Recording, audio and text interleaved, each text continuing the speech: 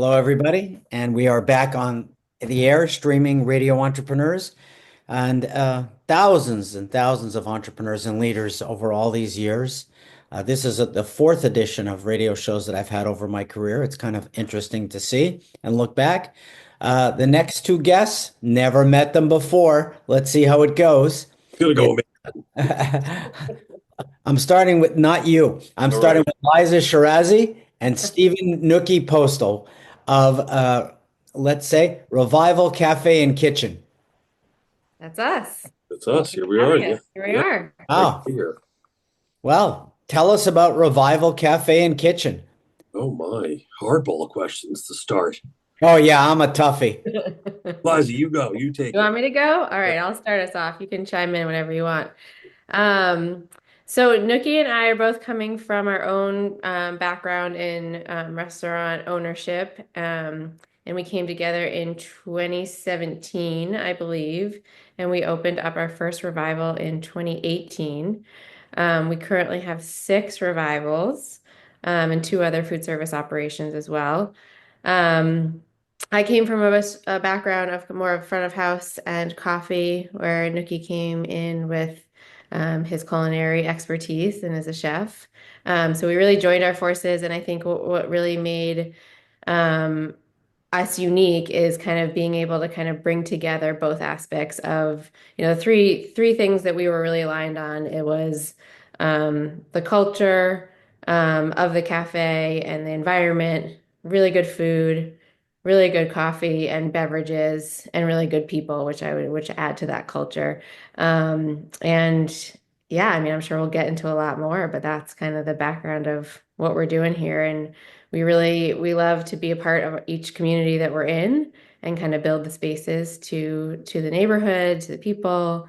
Um, and yeah, what else? You want to add anything? No, I think that that's it. Really being part of the community and offering great hospitality and good food and good drink and a comfortable setting. That's what Revival is. So, having worked a lot of my career with different cafes, bakeries, taught courses on coffee shops, tough business. Uh, what do you think it is that really draws people back to your environment? I think you sort of covered it, but I think culture is probably a big part of what you do, of your brand. Yeah, I think I think it's the way we make people feel, get to know them, know their names, be a really comfortable environment. Because, there's so many cafes out there. You can go get coffee, you can go get food anywhere. And why do they want to come back to us? I think it's because they feel comfortable with us. They're safe. It's a really welcoming environment. And it can be the highlight of people's day. That's their highlight of the day, coming in and getting their matcha latte, and we love being that for people.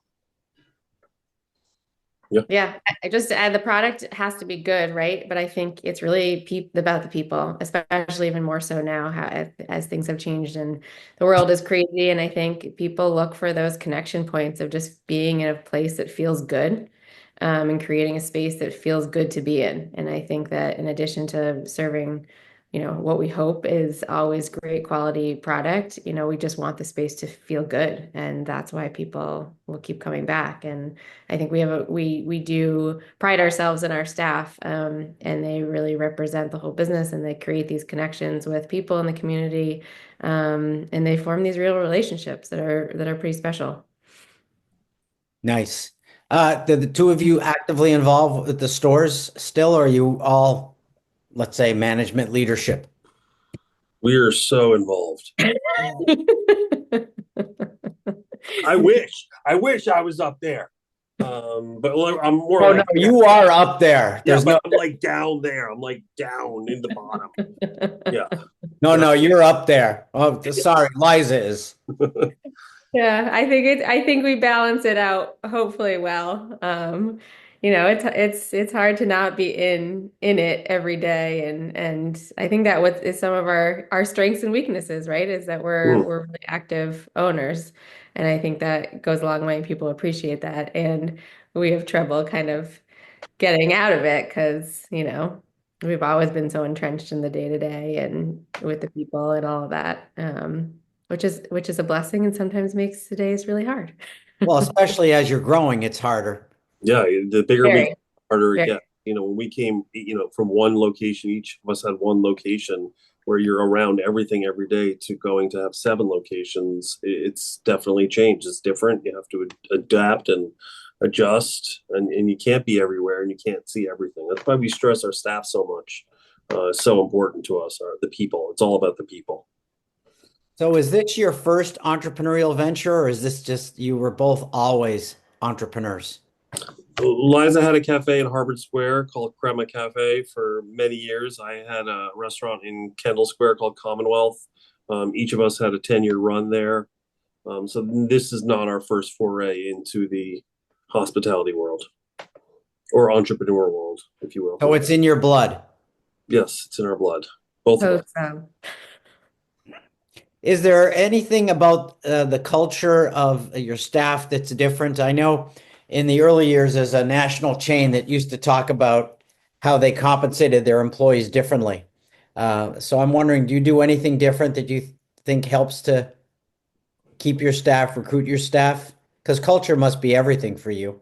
I mean, I think it really comes down to like the way you treat them. We have great benefits. I think we pay, I think, a little bit more than everybody else. We have better benefits. We offer gym memberships, 401k match, all that kind of good stuff. But I think it really is the way that you treat them, the way that they see us in there working with them. Like I'll run a load of dishes, I'll grab the dishes out of the front of the house. And I think treating people with respect and that goes a long way. And that's why we have very, very little turnover at Revival. So how are things going to change in the next few years? Do you see major changes in the business? Great question. More growth, technology, financial Yeah, I systems, mean, controls. yeah, I would say all of the above. I mean, things are changing pretty rapidly. Honestly, it's a kind of hard to keep up. And the last 5 years, we've changed immensely. We went from, having two locations to having eight locations. The technology and software piece is big. I think on the back end of things, everything's becoming automated. Everything is a software for this, a software for that, and while it is incredibly helpful, it presents its whole new challenges. It's like it saves you time here, but it also, creates more problems there. So it's kind of just a change in where your time allocation is. And it's less sometimes, for some stuff like that, it's maybe a little bit less people, but more time of others to kind of weed through, how to learn the technology and how to grow with it and how to actually make it useful. So it is saving you, time and or money. Because sometimes it feels like it's going to, and it doesn't always work out that way. But I think that we just have to learn the systems better. So that's one piece of it. I think we're always looking to, what's next and what's the best way for us to grow. I don't know if necessarily the next 5 years will be like number of locations. I think we've been talking a lot about different partnerships and how we can make a bigger impact and feel good about the work that we're doing in a more meaningful way, for the two of us right now where we are in our careers. So we've been talking about working with another nonprofit, to help support them in the way that they are growing and supporting their community. So it's exciting, and we'll see what the next few years bring. But yeah, I think we're both kind of at a different phase in our entrepreneurship and in our career in hospitality to think about how do we engage in it in a way that we can still feel motivated and passionate. And that looks a little bit different than it did, I think, 10 years ago. That's Um, great. Speaking with Liza Shirazi and Steve Nookie Postal, if somebody's looking for you in your stores, how do they find you? Mm, Go uh, for it. yeah, I mean, just email probably is the best way to get in touch with us because we could be at any of the locations. We spend the majority of our time in Alewife in Cambridge, but email really is the best way to get in touch with us. And we're at revivalcafeandkitchen.com on Instagram. Our website is revivalcafeandkitchen.com. Our larger group is More Hospitality, which our website and handle is eatanddrinkmore.com. We also have Mothership, which is a full service bar and restaurant in Cambridge, which is mothershipalewife.com. Great. I want to thank you for being on Radio Entrepreneurs today. It's been a nice story. I look forward to being in the cafes. Remind everyone, this is Radio Entrepreneurs.